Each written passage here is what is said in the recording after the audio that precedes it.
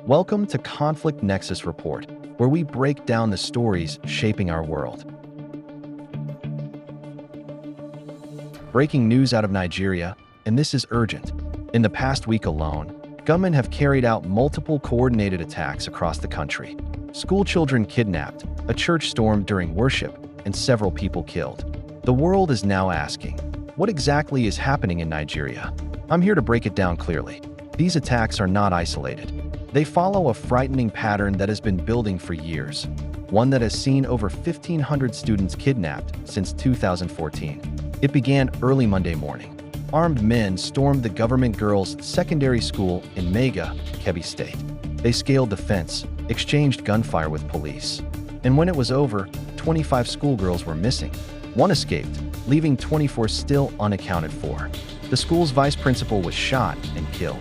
That same day, another gang abducted 64 people in neighboring Zamfara state, entire families taken from their homes. Then on Tuesday evening, the attackers moved south. Gunmen entered the Christ Apostolic Church in Kwara State during worship.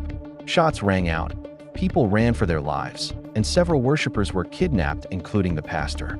At least 2 people died in or near the church. And just this morning, another school was targeted, St. Mary's Catholic School in Niger State. Reports say as many as 52 students may have been taken. The exact number is still being confirmed. 4 attacks in 1 week.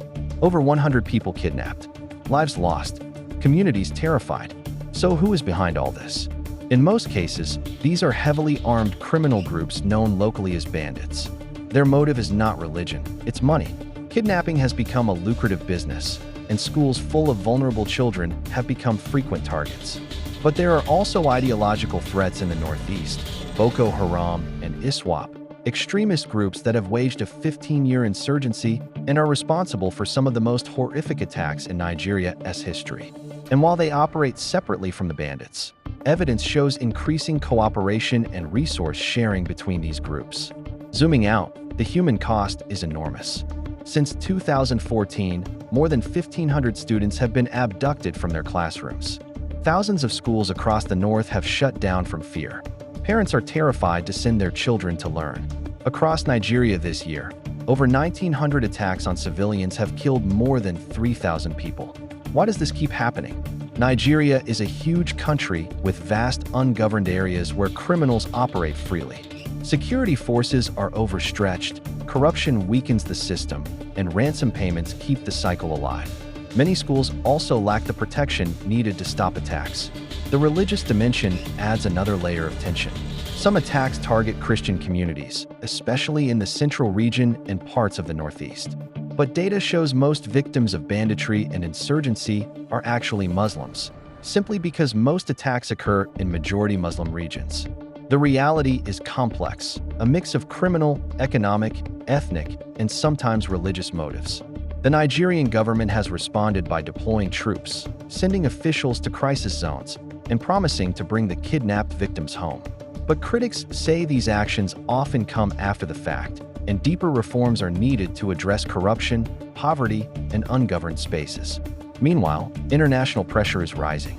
The United States has warned Nigeria over religious violence, and the crisis is now drawing global attention, from political leaders to humanitarian groups. But beyond the statistics are the human stories. Parents waiting for their daughters to return. Worshippers who survived the church attack but lost friends and loved ones.